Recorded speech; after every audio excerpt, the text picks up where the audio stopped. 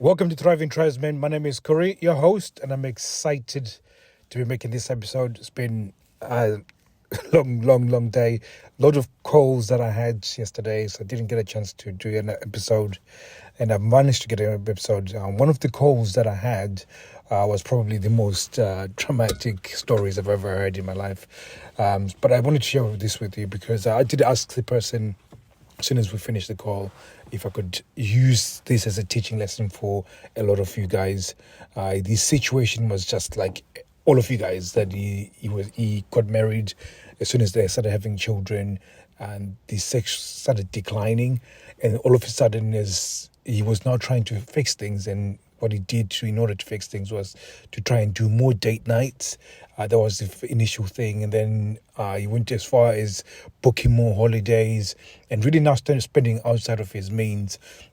And then it then came down to a lot more doing around the house, and he started doing more around the house to the point where there's a point when she stopped working, and he was still having to wake the kids up, get them ready for school, take them to school, do the lunches for school, and he would go to work, come back from work, pick up the kids from school, and then have to cook dinner and then do the cleaning, the cooking, everything while she was just sitting there.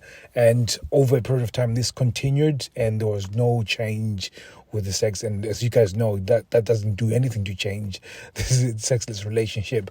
So he eventually came to a point where he was just not sure what else to do. And she sat him down and said, I need you to move out of the house. Which is weird because obviously he was doing all of this stuff. But yeah, I need you to move out of the house. I've met somebody. We've had a relationship, and basically she kicked him out. And as she kicked him out, he was distraught. Didn't understand what to do. He tried to respect her because he thought maybe it was a phase. He was trying to get her back, but there was no opportunities of getting her back. So while he was trying to work things through, he was speaking to his best friend. They were at the pub, they're talking about things and trying to figure out what's going on. And then his friend said, "Oh, by the way, I'm moving in with your wife." It was me. We've been having an affair, and they've been having an affair for a very long time. And luckily, they didn't have a fight, or he didn't decide to have a fight, because I don't think anybody that can hurt you that much is worth your effort to have a fight and do that, because it becomes a crime, and then it just makes 10 times worse.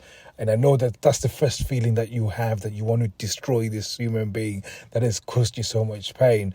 But he eventually moved in, and he's had to watch pretty much somebody take over his family. And that is probably the most soul-crushing thing. I cannot imagine that. I mean, how I would feel and how I would act on a situation like this. And it was very, very difficult to listen to. And I appreciate that he gave me this opportunity to actually speak to you guys about it, because I said, are you sure? Should I share this? Because I think it is a useful lesson that we can learn, because you can see this steady decline of his standards. When I say standards that are required for her to invest into the relationship. And when this relationship started, his standards were pretty high. His expectation of what she needed to bring into the relationship was pretty high. And as soon as the sex started dwindling, he started lowering his standards even more. And that meant that he was taking up every single thing where she could be contributing. And he thought by lowering a contribution, she would want to give him more sex. And the more he did that, the more it lowered any respect, any value towards the actual relationship itself. And this is an important thing. So we started talking about this, and I'm saying, most people, and I've said this a few times, most people get into a relationship based off of two things: they're escaping loneliness, or they've got insecurities. And generally, most people get into a relationship from these because we're all fucked up from our childhood. So generally, that's the motivating factor. Very few people get in with the sense of adventure and sense of a secure motive into a relationship. Generally, we've got this sort of Hollywood socialized Hollywood idea of what love is and what relationships are. So we tend to desire that based off of the insecurities that we have and the the desire to escape loneliness or sadness or whatever motivation that is. It makes us drawn to wanting to be in a relationship. So when you do get into a relationship with that, generally that's why it's so exciting in the beginning when you get the honeymoon period and you're experiencing the honeymoon period, because all of a sudden you're discovering that thing that you've always desired. So a lot of it is fueled by lust, it's fueled by sense of discovery, that intoxicating feeling of somebody validating you for the first time. You're now feeling that person that they're telling you that they love you, they love everything that you're doing, they appreciate everything that you're doing. And as challenges happen and as you become more of yourself, because again, a lot of the honeymoon period, you're showing your best foot forward, and sometimes that's not your real you. So you sort of regress to somebody like your true self. And when you regress to your true self, that's when the challenges come into the relationship. And the challenges are good because that's the beginning of you trying to evolve, to figuring out what that relationship might look like when you're being authentic.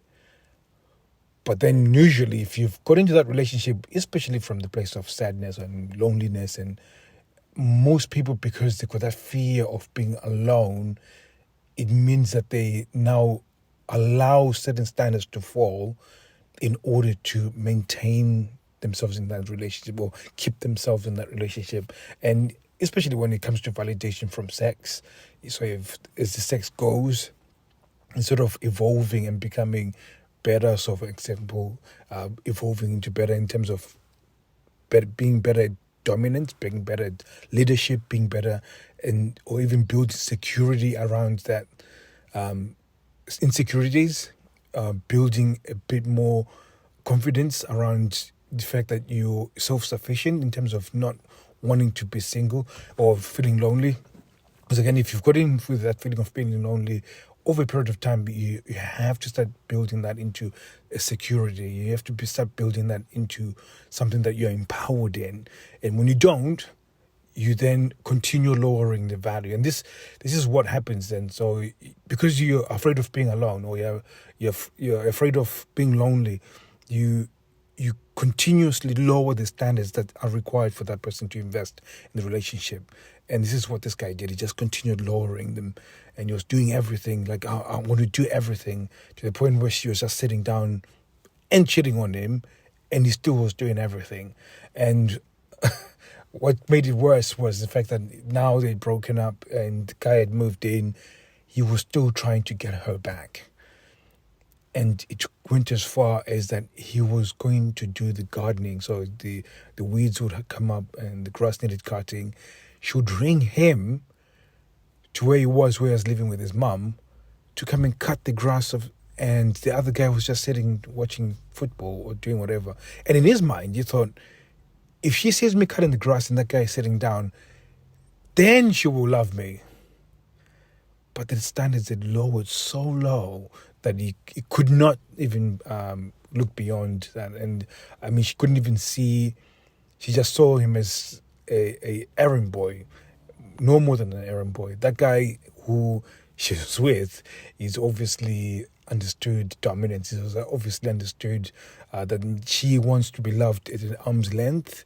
So he does that, and he's fulfilling those sexual needs that she needs, or in fact, he's fulfilling those needs that she needs in order to feel love. For example, like I said, if you keep some people at an arm's length, they like to struggle to feel the to get connection, and that struggle of getting connection makes them feel love and makes them feel validated for what they're doing. And then this is what I guess was happening here, and this is the reason why this guy could sit down and do nothing, and she was running around doing everything for him, because, and it's completely crazy that he thinks now he needs to work and validate. And this is more of that thing where I was saying that because she wants to be at the arm's length in order to chase, in order to feel love. He was so available, and that's what was turning out rough as well. So I know I'm all over the place because I'm a bit tired. I'm about to go to sleep.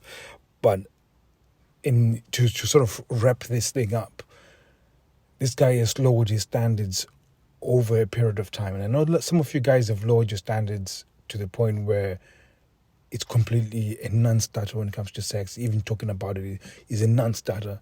A lot of the cases is that maybe you have to look at the motives that you had when you got into the relationship. I know some of you think it was love at first sight. Whatever you've sort of decided that was, you have to start looking at those insecurities that you felt before, when you felt lonely, when you felt like you're not, nobody wanted you, and what motivated you to end up in that relationship.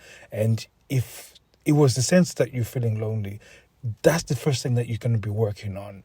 Before you even start seducing her, before you start trying to get more sex, what you might need to do is start focusing on being happy by yourself. If you walked out, or if you were in a room by yourself, no TV, no phone, what would happen? What would conjure up? What feelings will come up? And I would really put that to the test. Like, what would come up? Like, if I put my phone away, if I put nothing to distract me, what's going to come up? I would face that. I would start really trying to figure out what that is and start working on that and getting more comfortable with it and getting better at dealing with that. Because when you start being happy by yourself, and this is one of the things that I've been probably the things that changed the best from my relationship is that I'm very, very comfortable in myself. I can leave my phone and just go for a walk and be with my thoughts. And I now find it more relaxing because it's my time to really prioritize what I need to do, the things that I need to be doing, to be planning, my goals that I've managed to achieve, what I need to be setting. And I'm thinking through things. And even if I'm not, even just stopping and just appreciating that I'm having this walk, I'm taking it all in. And this is a walk just by myself, by the way, without my kids or anything, just taking a walk and just taking the breath of fresh air, just walking and not even prioritizing or planning things or setting goals, nothing of that, just really just enjoying the sense that I'm alive and just taking that moment to appreciate just everything that I got. Everybody's healthy, everybody's safe, everybody's woken up, everybody's doing their thing. And, all of those things, taking into appreciation, having conversations with my mom, my brothers, and all of those things, I find that when I'm doing those and I'm feeling secure, my relationship thrives. It's completely obscure it's the first time hearing this, and it's something that you probably need to work on. Now, if you've got any questions, you need to go to thriving_tribesman on Instagram. And if this is a little bit confusing and you don't understand, but you know that this is something that you might need to work on, just go and ask some questions. If you want me to make some content around this, you can go and ask some questions and I'll make content around this as well. So hopefully that's something that's got you a little bit excited, because this is what's going to get you closer to where you need to be going in terms of changing your sexless relationship. So hopefully you guys are going to have a good weekend. I'm about to go and have a sleep. It's probably 4 or 5 hours, and then get up and then try and spend the weekend with my family. And hopefully you guys have a good weekend too. So thank you very much. See you soon. Take care.